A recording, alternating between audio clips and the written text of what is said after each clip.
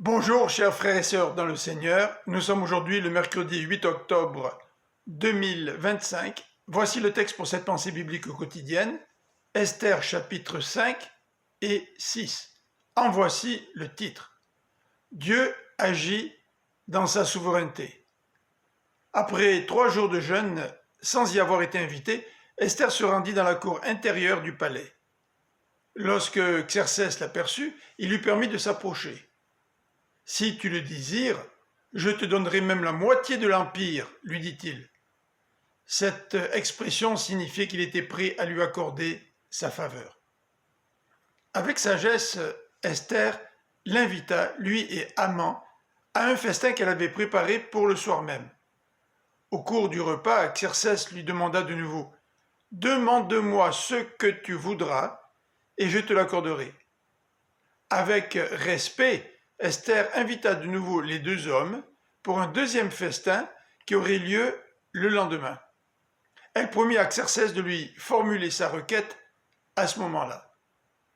Entre-temps, Haman, rempli d'orgueil, se vanta devant ses amis et sa femme de toutes ses richesses et de tous les honneurs que l'empereur lui avait accordés, et des invitations aux deux festins préparés par l'impératrice. Cependant, sa fureur contre Mardochée le rendait malheureux, au point où sa femme lui conseilla de construire une potence pour y faire pendre Mardochée avant de se rendre chez Esther le lendemain. Dans sa souveraineté, l'Éternel va intervenir. Xerxès, insomniaque, demande à ce que le livre des Annales lui soit lu.